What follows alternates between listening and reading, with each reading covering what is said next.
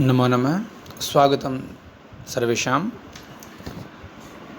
आज हम अभिज्ञान शाकुंतलम जो कि स्नातक द्वितीय वर्ष के पाठ्यक्रम में सम्मिलित है के आगे के पाठ का अध्ययन करेंगे।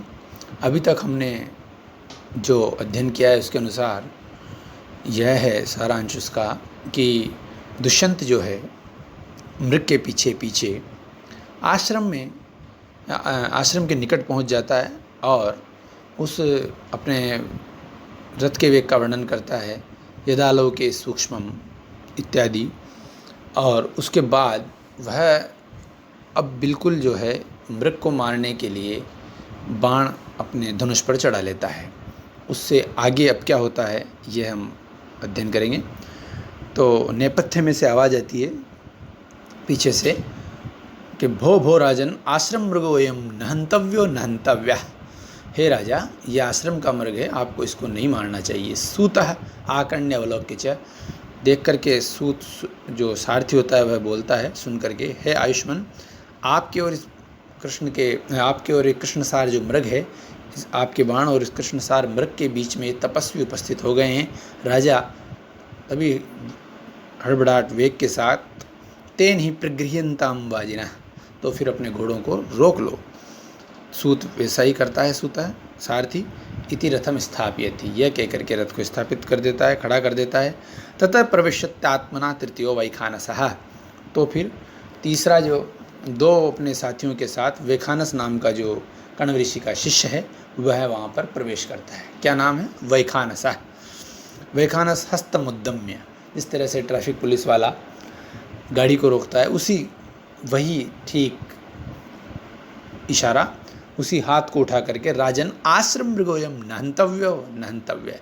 हे राजन, यह आश्रम का मृग है, इसको नहीं मारना चाहिए। राजन संबोधन एकवचन में पद बनता है और यह कहता है तत्साधुकृत संधानम प्रतिसंहर सायकम आर्तत्राणाय व शस्त्रम न प्रहर्तुम मनागसी। अन्वय देखें। तत्साधुकृत संधानम, तत् यानी तो, इस कारण से, साधुकृत संधानम, अच्छी तरह से इसका संधान किया गया है। ऐसा कौन? सायकम, बाण को, प्रतिसंहर, पुनः उतार लो, वह शस्त्रम, आप लोगों का जो शस्त्र है, आर्तत्राणाय, दुखी लोगों की रक्षा के लिए है, अनागसी प्रहर्तुम न, निरपराध पर वार करने के लिए, प्रहार करने के लिए नहीं है। तत्साधुकृत संधानम, अच्छी तरह से इसका संधान किया गया है, यह विशेषण है सायक का, और सायक यानी बाण विशेष है। प्रतिसंहर, उसको वापस ले लो। वह युष्मत शब्द के षष्ठी बहुवचन में बना है, वह तुम सब लोगों का या आप जैसे लोगों का शस्त्र जो है, आर्तत्राणाय, चतुर्थी विभक्ति एक वचन, आर्तानाम त्राणाय, आर्तत्राणाय, दुखी लोगों की रक्षा के लिए। अनागसी, सप्तमी विभक्ति एक वचन, नहीं है अपराध जिसका, आगह शब्द का अर्थ होता है अपराध, तो जिसका कोई अपराध नहीं है, ऐसे पर प्रहार करने के लिए, प्रहर्तुमुन, प्रहृतुमुन धातु है और तुमुन प्रत्यय, ह्री धातु तुमुन प्रत्यय, निरपराध पर प्रहार करने के लिए नहीं है। इसकी व्याख्या देखेंगे तो तस्मात् कारणात् साधु सम्यक्तया विहितम संधानम धनुष्यारोपणम यस्य साधुकृत संधानम,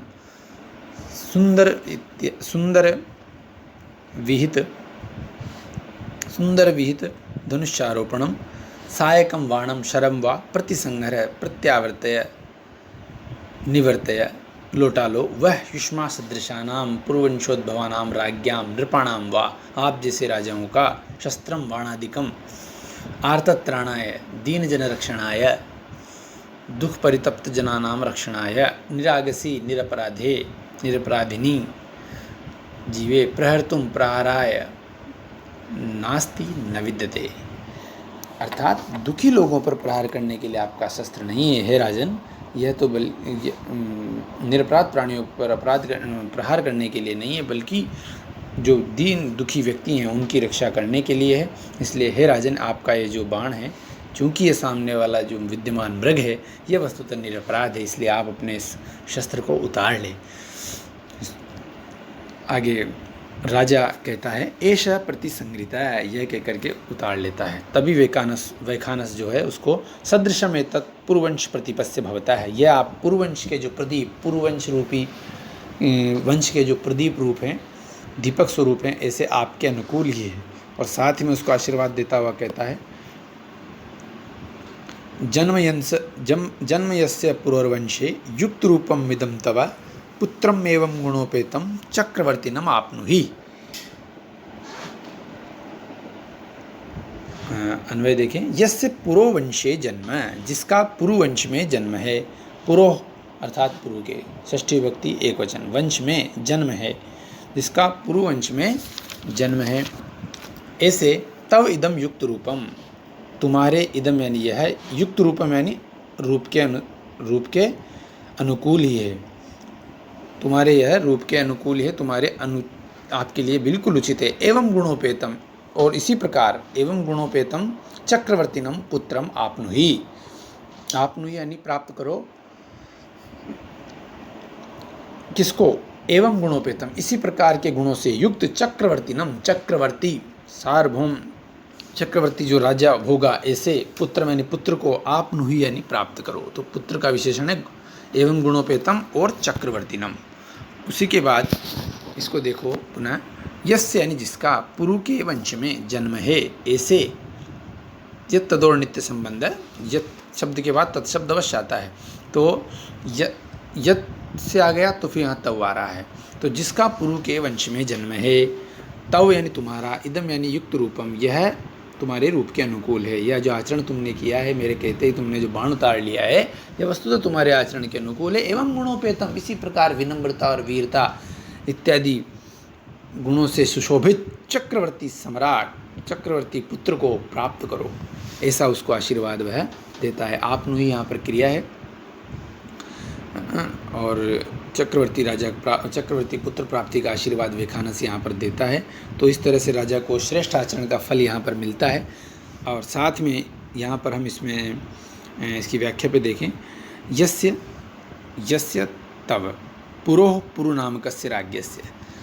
पुरु जो है, इनके पुरु के कारण ही दुष्यंत का एक नाम पौरव भी है। पुरु के वंश में उत्पन्न होने से अपत्यार्थ में प्रत्यय होते हैं और पौरव शब्द बनता है। तो उसी जो पुरु के वंश में, पुरु नामकस्य राज्ञ है, वंशे कुले जन्म संभूति तव दुष्यंतस्य इदम मुनिरूप वचन पालन रूप कर्म। इदम मम वेखानस से वचन पालनम भवता यत् कृतं तत् युक्त रूपम अतिशयेन तव अनुरूपम तव योग्यम गुणोपेतम एतादृशे विनय वीरत्व आदि गुणैर्युक्तम चक्रवर्तीनम सार्वभौमम पुत्रम सुतम आपनुहि लभस्व प्राप्नुहि, उसको प्राप्त करो। मध्यम पुरुष एक वचन की क्रिया है। यहाँ पर छंद का विचार करें तो अनुष्टुप छंद है और अलंकार जो है यहाँ पर बताया गया है तो काव्यलिंग अलंकार है। युक्त रूप पदार्थ के प्रति पुरु के वंश में जन्म रूप कारण है। अर्थात आपने का पुरुवंश में जन्म हुआ है, इसलिए आपने यह कार्य किया है। तो जिसका जन्म पुरुवंश में हुआ है उसके अनुकूल यह कार्य है। तो यहाँ पर जो है पूर्वार्ध का इसका पुरुवंश में जन्म होना, यह ऐसे कार्य करने के प्रति कारण है। तो यहाँ पर इस कारण से काव्यलिंग अलंकार होता है। हेतु और वाक्य पदार्थत्वे काव्यलिंगम निगद्यते। तो यहाँ पर पुरुवंश में जन्म होना ऐसे आचरण करने के प्रति कारण है, अतः यहाँ पर काव्यलिंग अलंकार भी समझें। और छंद का भी आप इस दृष्टि से हर जगह विचार करते रहें। पूर्व जो श्लोक था हमारा, उसमें भी यहाँ पर वही अनुष्टुप छंद था और यहाँ पर भी अनुष्टुप छंद है, जिसका कि लक्षण श्लोके षष्ठम गुरुगेयम सर्वत्र लघु पंचमम द्विचतुष्पादयोरस्मम सप्तमम दीर्घमन्यो। तो इत्यादि जो लक्षण है वह स्मरण रखें। द्वितीय वर्ष के पाठ्यक्रम में छंद भी सम्मिलित हैं। आगे तभी और जो दो शिष्य साथ में होते हैं वह भी उसे कहते हैं अपना हाथ उठा करके सर्वथा चक्रवर्तीनम पुत्रम आपनुहि, सब प्रकार से निश्चित रूप से चक्रवर्ती पुत्र को प्राप्त करो। तो इस तरह से तीन शिष्य उसको चक्रवर्ती पुत्र प्राप्ति का आशीर्वाद प्रदान करते हैं। राजा स प्रणामम क्रिया विशेषण, प्रणाम के साथ प्रतिगृहीतम, आपका आशीर्वाद मैंने स्वीकार कर लिया। राजा वेखानस कहता है, राजन समिधारणाय प्रस्थिता वयम, हम आश्रम के लिए समिध लकड़ी लाने के लिए प्रस्थान किया था हमने। ऐशा खलु कण्वस्य कुलपतिरनुमालिनी तीराश्रमो दृश्यते, यह निश्चित रूप से हमारे कण्व जो गुरुदेव हैं उन कुलपति, उनके मालिनी नदी के तट पर स्थित आश्रम दिखाई दे रहा है। न चेदन्य कार्यातिपात प्रविश्य प्रतिगृह्यताम आतिथेय सत्कारः, यदि अन्य किसी कार्य का आपके विघ्न न हो तो फिर आप जो है आतिथेय सत्कार को ग्रहण कीजिए।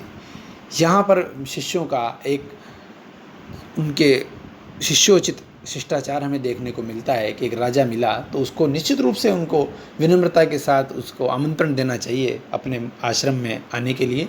तो वही शिष्टाचार जो है हमें यहाँ पर दिखाई देता है कि आपका यदि कोई किसी कार्य में विघ्न न हो तो हे राजन, आप हमारा आइए और वो आश्रम में जो है अतिथि सत्कार हमारा स्वीकार कीजिए। तो यह एक बहुत अच्छी अतिथि परंपरा का निर्वाह यहाँ पर देखने को मिलता है। और राजा की विनम्रता भी यहाँ पर प्रशंसनीय होगी निश्चित रूप से, क्योंकि एक शिष्य मात्र के कहने से उन्होंने अपना शिकार को रोक दिया है और जो है उनके द्वारा दिए गए आशीर्वाद को स्वीकार किया है। और यहाँ पर ये जानने वाली बात यह है कि कण्व ऋषि का जो आश्रम है वह मालिनी नदी के तट पर है और राजा को आशीर्वाद जो दिया है वो वेखानस ने दिया है।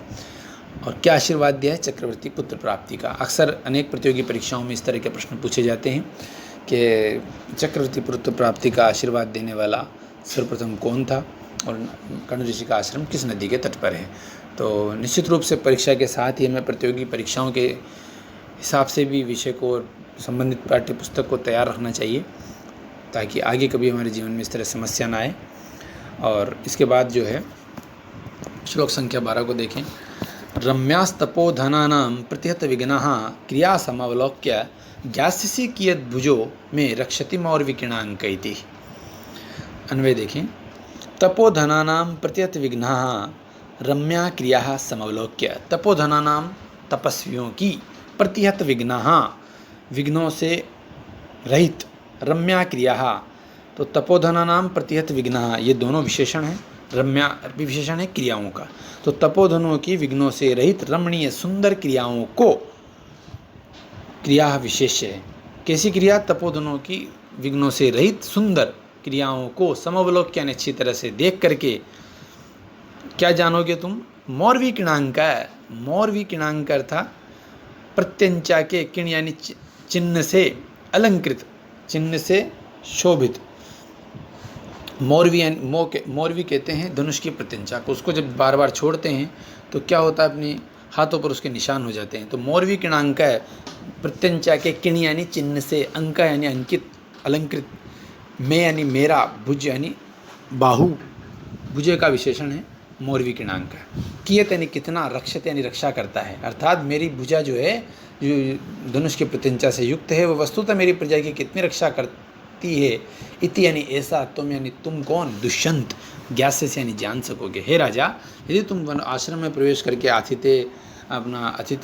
अतिथि लाभ उठाओगे तो तुम निश्चित रूप से यह भी जान जाओगे कि ये जो मेरा धनुष की प्रत्यंचा से युक्त या अलंकृत मेरा बाहु है, वस्तुतः वह मेरे प्रजाजनों की या इन तपोधनों की जो कितनी रक्षा करता है।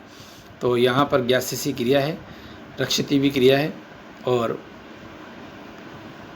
ये इसकी व्याख्या देखेंगे आगे। विशेषण विशेष देख लिया है आपने। तपोधना नाम उत्कृष्ट तापसानाम प्रतिहता दूरीकृता विघ्नाः राक्षसादिकृत धर्मानुष्ठान बाधाः दूरीकृत विघ्नाः सर्वविघ्नरहिताः रम्याः सुंदराः वेदविहिताचरणेन रमणीयाः क्रियाः यज्ञादिकर्माणि समवलोक्य निरीक्ष्य दृष्ट्वा मौर्व्याः ज्यायाः प्रत्यञ्चायाः वा किणः चिह्नं तदेव अंकः भूषणम् अलङ्कारः वा यस्य स मौर्वी किणाङ्कः प्रत्यञ्चाघात चिन्ह अलङ्कृतः